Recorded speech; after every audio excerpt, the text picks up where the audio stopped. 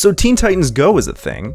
A very contentious thing, or at least it was when it first came out. I think some of that derision has died down now, but it was a bbig deal when this show first came onto the scene.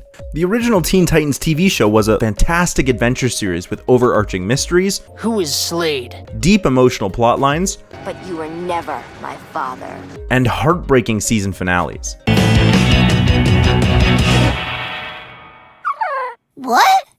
That's how it ends? So when Warner Brothers announced the return of the Teen Titans in a brand new TV series, people were pumped, especially after the way the first show ended. I mean, we got a TV movie, but that doesn't really count. But excitement was quickly replaced with fury when the show was revealed to be animated in a more toony fashion, and the series was perceived to be just childish fart jokes and screaming. This is who we are! And I will admit that I was upset too. I was a huge fan of the original series. I loved the characters and I shipped Robin and Starfire so much. I was not a fan of this new squishier cartoon aesthetic or the newer plot lines, or lack thereof. This felt to me like it was aimed at younger audiences rather than the more mature and serious tone of the original series. Let's get... But while on a road trip in 2017, I was in a hotel with nothing to do, so I threw on the TV and Teen Titans Go was on. At this point, I was still nursing my disappointment, but my initial dislike had simmered into a mild ambivalence, so I left the show on, and I was laughing in seconds. Teen Titans Go doesn't take itself seriously in any way at all, and the result isn't a show based on scatological humor and screaming. Well, it is those things, but I'm a sucker for a good fart joke anyway. But it's the show's lack of continuity, or any seriousness, or even the apparent lack of direction that allow it to break down the way cartoons approach humor and storytelling. And I'm not even talking about a meta-narrative. Teen Titans Go is not subtle about anything it does, and that means it's deliberate about everything it does. And the result is possibly better than the 2003 Teen Titans cartoon. Okay, maybe not better, but certainly smarter in its storytelling and comedy. Its approach to subjectivity, its relationship with the audience and critics, and what it does with what might just be the best supervillain to ever have existed, all culminate in an unparalleled postmodern comedic cartoon masterpiece. And so today, I want to talk about Teen Titans Go.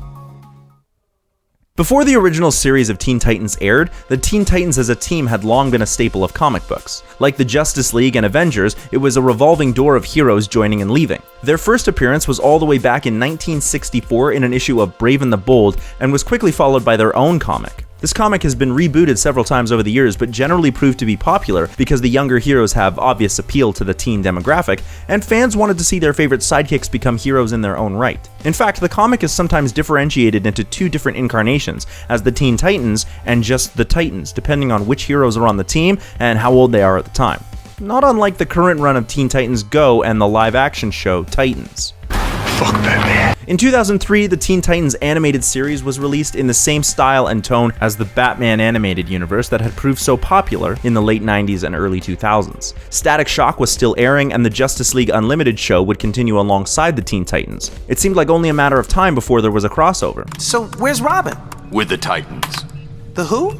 You'll meet him someday. But unfortunately, this crossover never happened, with Static Shock being cancelled in 2004 and both JLA and Teen Titans cancelled in 2006.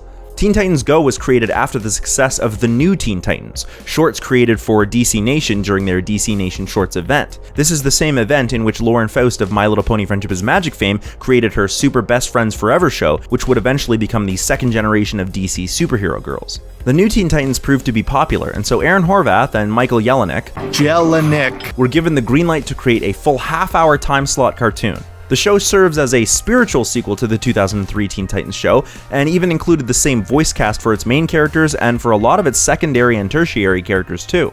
Me, you. Me, you.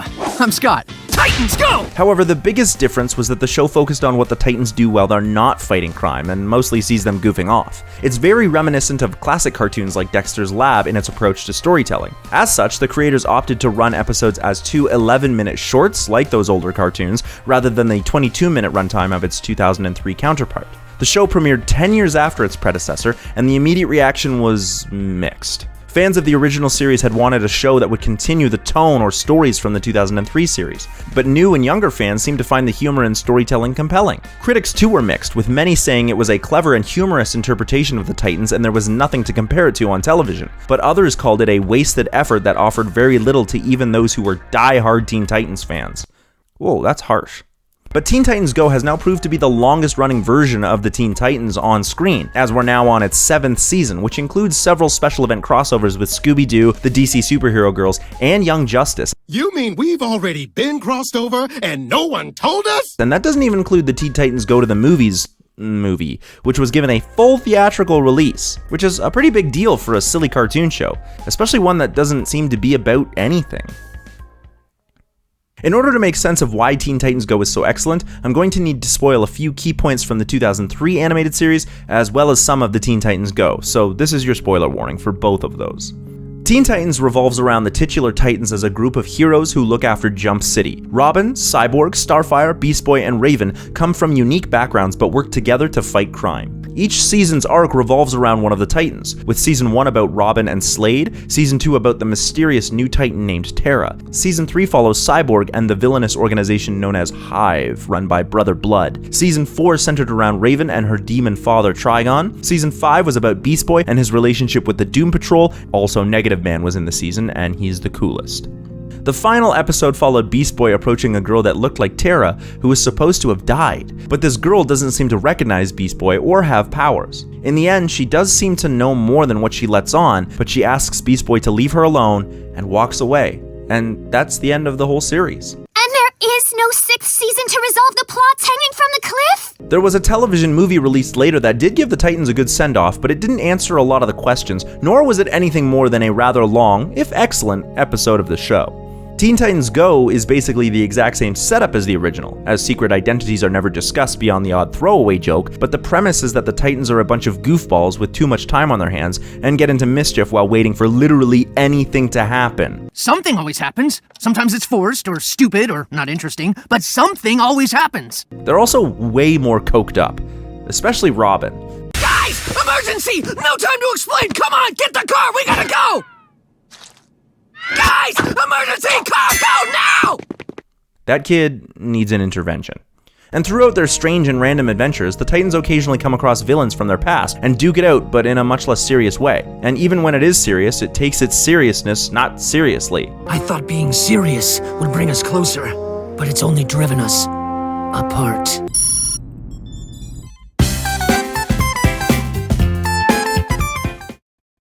So what is it that makes Teen Titans Go so clever and postmodern? Postmodernism is a rejection of modernist ideas, but I am definitely not going into an absurd amount of detail about what those ideas are, so the simplest explanation is that postmodernism is a rejection of meaning, particularly in art. There's no right or wrong answer, there's no objective truth, and everything is relative to the position of the individual viewer and their relationship with the art or situation in question, and that can all be affected by variables such as the individual's culture, their demographic, or what they had for breakfast. Waffles, waffles, waffles, waffles, waffles, waffles. For Teen Titans Go, it means that despite fan expectations to return to the story or at least the tone of the 2003 show, everything and anything could be tried and nothing really matters or meant anything. Your show plays fast and loose with internal logic, throws continuity out its window, and chooses poop jokes over actual story. This may come across as pessimistic or possibly just rejectionist, but it's clear by watching the show that some episodes have morals and others are done simply for entertainment and for no other reason. For instance, in Season 3 there's an episode called The Bottle Episode. This is a reference to the television trope of an episode where characters stay in a single location and deal with the conflict within the confines of their social group and that setting, without the need to have conflict inserted by outside pressures. Tell your disappointment to suck it. I'm doing a bottle episode. In Teen Titans Go, this episode literally has the Titans playing inside a giant bottle and dealing with the absurd conflict of why they have a bottle in their home in the first place. The episode then proceeds to become more of a clip show rather than a traditional bottle episode. This may come across as inaccurate, but I would argue that this is actually more of its postmodern rejection of television tropes. It's still a bottle episode anyway, it just happens to also be a clip show episode, both of which are often used to save on animation, which of course the show also points out. Well, on the bright side, think of all the money we're saving. Because tropes are not the only thing that are rejected. Teen Titans Go, like a lot of other absurdist and postmodern comedy, also plays with the form and structure of the medium, and not just in terms of expectations. Continuity snobs. In one episode, the Titans are subjected to the torture of a villain called the Whisperer, who steals all the sounds in the world. As a result, the Titans have to imprint their own sound effects onto every object and animal. The result is not just humorous, but also points to the fact that in television, both live action and animated, the sounds we hear are all added later by sound designers. This means that most of the sight gags for the show are now sound gags, and the plot of the episode supports this change in sound effects. To top it off, the name of that episode is called "And the Award for Sound Design Goes to Rob," which is a self-indulgent referential joke about how the episode functions and lets the audience in on that joke. This apathy towards meaning and structure, and the breakdown of how stories are told, are all hallmarks of postmodern comedy, but it's the self-referential humor that really tips the scales. A lot of Teen Titans episodes are filled with this kind of reflexive comedy, but I think a lot of the real genius behind the show comes from one particular character, who in the original show was always sort of fun and goofy, but in Teen Titans Go has been elevated to make him the smartest, most sinister villain in Teen Titans history, and possibly even superhero history.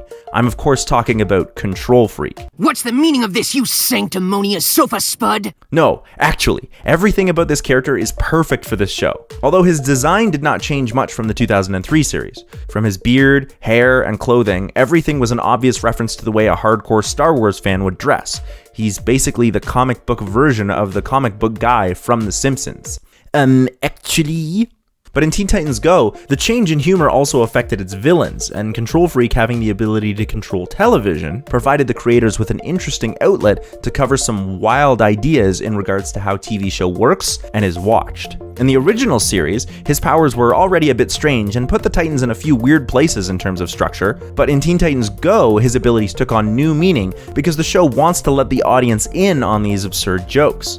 In the episode Fourth Wall, the Teen Titans sit down for movie night, but are interrupted by Control Freak, who then proceeds to show the Titans the 2003 version of their own show, and the Titans are devastated at the way it ends. Control Freak then tells the Titans that he was responsible for rebooting them into their current form, and he's gonna do it again if they don't change, and get higher ratings. In the end, the Titans discover that being true to themselves has always been the answer, but along the way, they get to make some fantastic jokes at the expense of Control Freak and television in general. What I love about Control Freak in Teen Titans Go is that he's no longer just a dumpy B-list villain.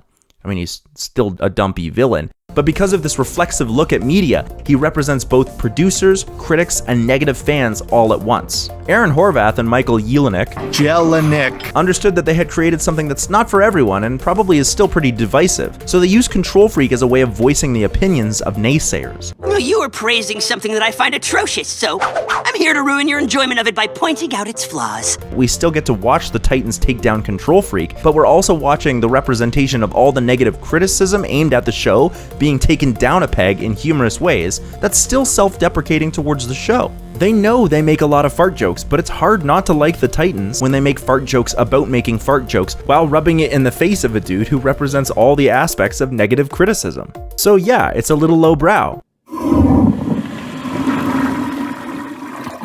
But it's also clever as hell. It also makes Control Freak out to be the bad guy, not because he's morally wrong or right, but because he's so obnoxiously critical and negative, and the Titans usually beat him with their unironic positivity. Because Teen Titans Go is meta in its humor and its approach to meaning, but it also begins to reach beyond that meaninglessness of postmodernism.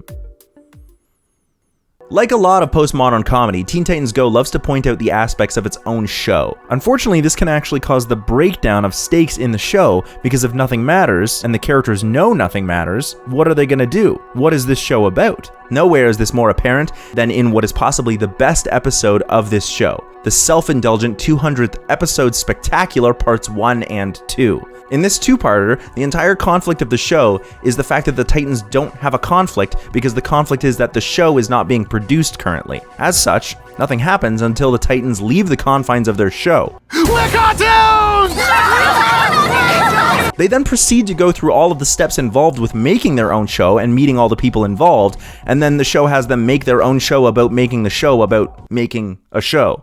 It's a fantastically convoluted plot that really bends over backwards up its own butt in order to be as stupidly meta as possible. The only scenario I can imagine us doing the 200th episode is if we could put ourselves and our families in it, but that seems so self-indulgent. Also, it's really nice to see a lot of the behind-the-scenes people get their moment in the spotlight. Not only does this episode make fun of the structure of a show, we also see them make fun of how shows get made and the massive amount of pressure on creative people by studios.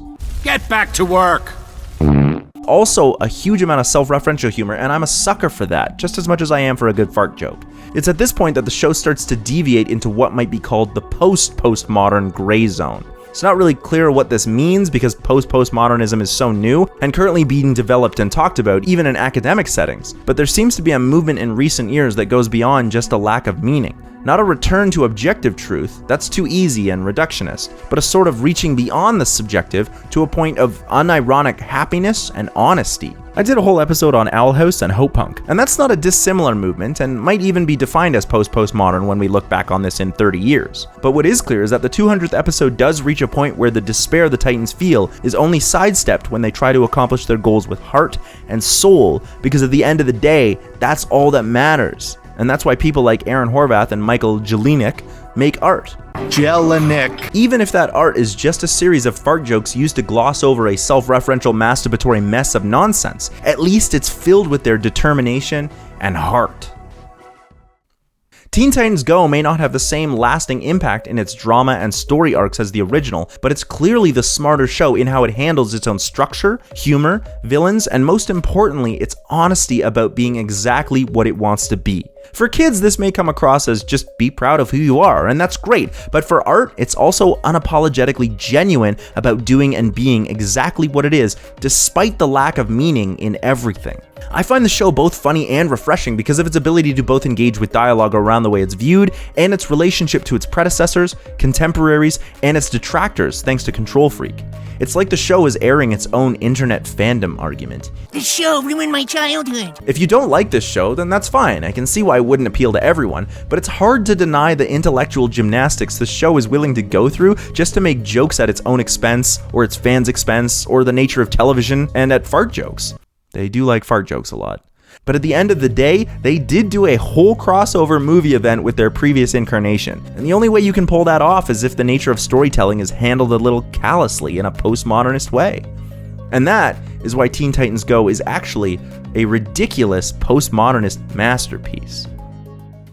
And maybe even a little postmodern. Here are my stray thoughts. I referenced it a bit, but I really would have liked to have seen Static and the Titans together in the Batman animated universe. I also love that there's an entire episode of the show using shots from the original show. I'm a huge fan of watching the voice actors interact with the characters that they voice, because that 200th episode truly is self-indulgent, and it's dumb, and I loved it, and Aaron Horvath and Michael Jelenic really know what they're doing. Hey!